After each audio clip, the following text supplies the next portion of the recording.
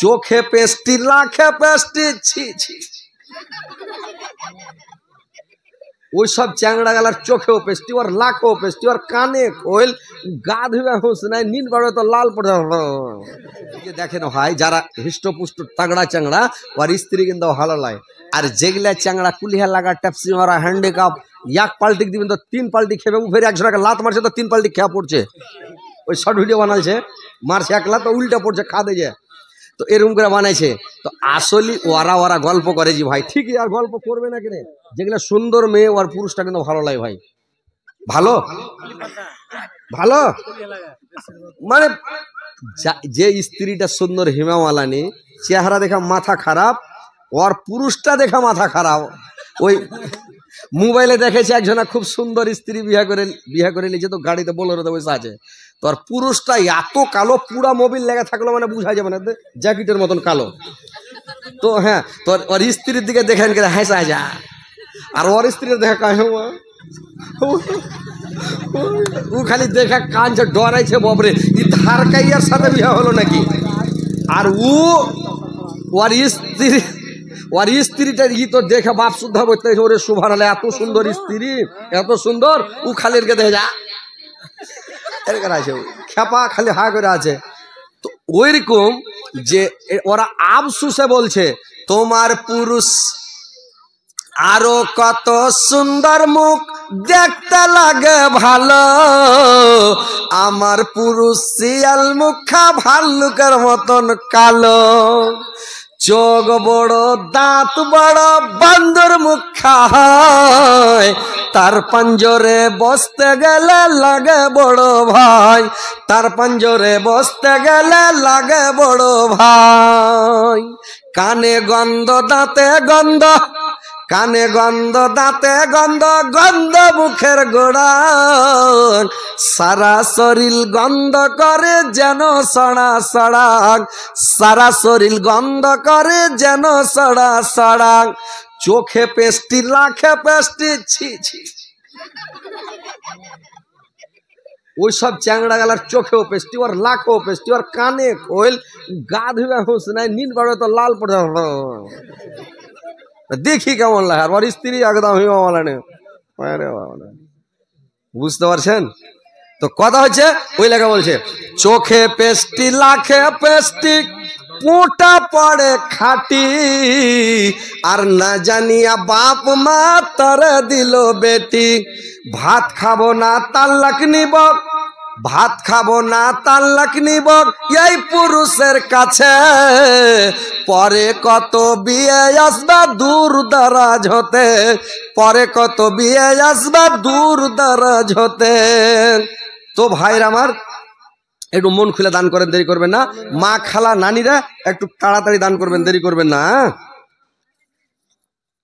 তো কে দিলে এটা বাবলুর মা একবার টাকা দিলে হ্যাঁ আর বাবলুরা মা বেটাতে মানে 400 টাকা দিয়েছে আর ফের একটা কোরআন দিলে নাকি আলহামদুলিল্লাহ আল্লাহ এই কোরআনের মধ্যে যতগুলা হরফ আছে অক্ষর আছে জের জাবার জজম তাসদিদ পেশ যতগুলো নোক্তা আছে আল্লাহ প্রত্যেকটা হরফের বদলে 10টা করে নেকি বাবলুর মার আমল নামাতে লিখে দিও আল্লাহ আল্লাহ বাবলুর মার জীবনের গুনাহকে মাফ করে দিও আল্লাহ তুমি জান্নাতবাসী করিও ভাই মা খালা নানিরা বেশি যদি না পারেন বিছানাতে মানে ঘুমাবার সময় কুলহ সূরাটাকে 3 বার পড়ে নিয়েন 10 পারা কোরআন পড়ার নেকি পাবেন কোরআন আপনাকে প্রত্যেকদিন পড়তেই হবে একটু পড়তেই হবে এটা একবারে দায়িত্ব আপনার উপরে কোরআন পড়বেন ভাই বেশি না পড়লে সূরা ইখলাস পড়বেন বিছানায় শোয়ার সময় রাত্রে পড়বেন বা দিনে আপনি পড়বেন কিন্তু কোরআন পড়বেন আর কোরআনটা পড়ার কত ফজিলত কত সওয়াব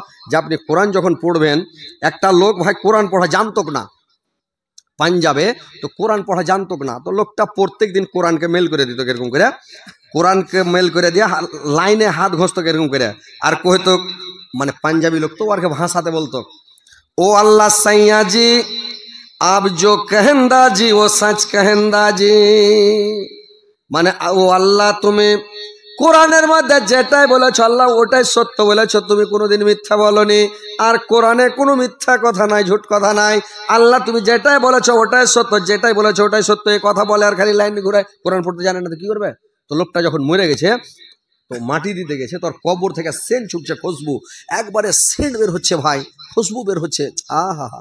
তো সেন্ট বের হচ্ছে কবর থেকে, সেন্ট বের হচ্ছে, মাটি দিয়ে এসে লোক গেল, আর স্ত্রীকে জিজ্ঞাসা করছে, আচ্ছা তোমার পুরুষ কি আমল করতো পৃথিবীতে, এমন কি আমল করতো যে ওর কবর থেকে এত সেন্ট আসছে? ওর স্ত্রী বলছে, ভাই আমি তো জানি না কি আমল করতো, তো একটা আমল ওর দেখতে পেতাম। বলে কি?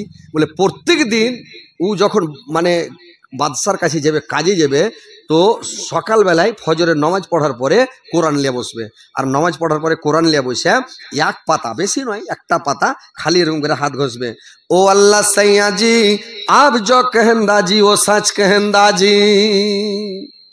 এই কথাটা খালি বলতো, কোরআন পড়তে যেত না আমার স্বামী, খালি এই কথাটা বলতো, কোরআনে খালি হাত ঘষতো, হয়তো আল্লাহ এই আমলটার কারণে ওর কবরে সেন্ড করে দিয়েছে। তো ভাইরে আমার, যে লোকটা কোরআন পড়তে জানে না, ওটা বিরান ঘরের মতো। যে একটা ঘর তৈরি করেছেন, ঘরে মানুষ নাই, জন নাই, ওটা হচ্ছে বিরান ঘর। ওইরকম আপনি যদি কোরআন পড়তে না জানেন তো আপনি বিরান। প্রত্যেক ছেলেকে আপনি কোরআন পড়া শেখান, অন্তত কোরআনটা পড়তে শেখান, মাদ্রাসাতে পড়ান, কোরআনটা কম পক্ষে কোরআন শেখানো, এটা আপনার উপরে দায়িত্ব, পিতামাতার দায়িত্ব, পিতামাতার কর্তব্য, পিতামাতার এটা হক মানে ছেলের উপরে হক যে আপনি কোরআনটা পড়তে শেখান। আপনি মরে যাবেন, আপনার শীত মানে আপনার কবরের কাছে যে দুয়াটা পড়বে, রাব্বির হামহুমা কামা রাব্বায়ানি সগীরা, বলে আল্লাহ যেমন আমার পিতামাতা আমাকে কচিবেলায় লালন পালন করেছে, আল্লাহ তুমি এখন আমার পিতামাতাকে ওইরূপ লালন পালন করো। রাব্বানা গফিরলি ওয়া ওয়ালিদাইয়া, আল্লাহ তুমি আমাকে ক্ষমা করো, আল্লাহ তুমি আমার পিতামাতাকে ক্ষমা করো। অন্তত দোয়াটা বলতে পারবে। তো ভাইরা আমার, মাদ্রাসাতে ছেলে পেলেকে পঠান, মাদ্রাসাতে পড়ান, আর মাদ্রাসাতে ছেলেকে কোরআনের শিক্ষা দেন ভাই। তো ভাই আসেন, তাড়াতাড়ি আসেন, দেরি করবেন না। সাদ্দাম সেক্রেটারি এখানে আছে, সাদ্দাম হোসেন না নাই? ওই সাদ্দাম হোসেন, ও সাদ্দাম হোসেন, ইরাকের সাদ্দাম। সাদ্দামের তো ফাঁসিয়ে গেছে, জিন্দা থাকলে ওসামা বিন লাদেন হবে জিন্দা, কিন্তু সাদ্দাম তো জিন্দা হওয়ার কথা হলে, ওকে তো ফাঁসিয়ে দিয়েছে, দেখেছে।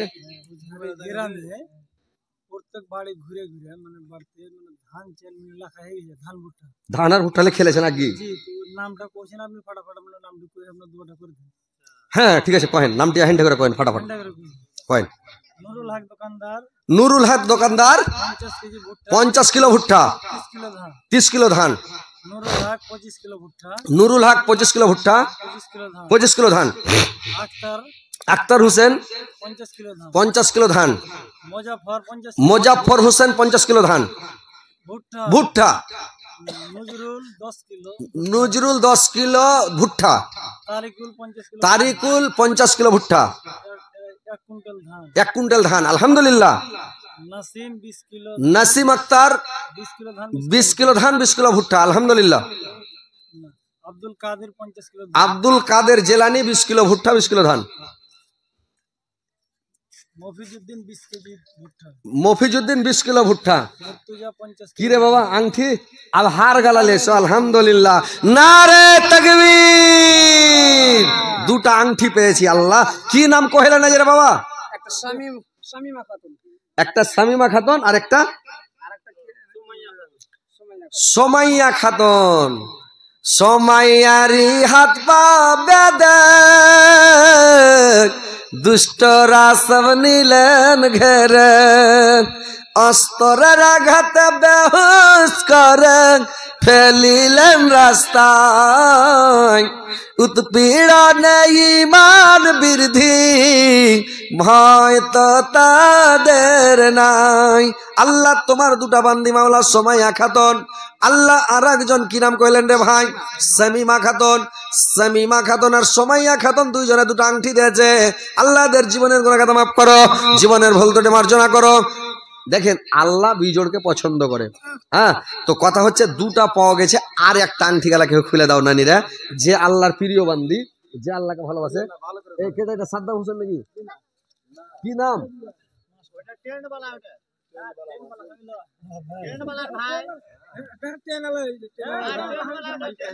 আচ্ছা যাই হোক, একটু বাড়িয়ে দাও ভাই।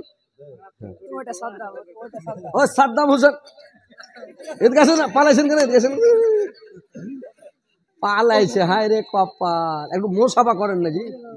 মূলবীর কাছে তো সভা করার লাগে মানুষ লালাইছে। হ্যাঁ না, বুঝতে তো পারছি, এগুলো ফের বেশি দিবে না? দিবে দিবে, ইনশাল্লাহ দিবে। সাদ্দাম হোসেন লোকটা ভালো যে ভাই, আসলে ভালো, আর নরম দিলেন মানুষ আসলে, বুঝতে পারছেন কিনা? হ্যাঁ হ্যাঁ, সাদ্দাম যদি আজ বেঁচে থাকতো কিনা, তো সুবহানাল্লাহ।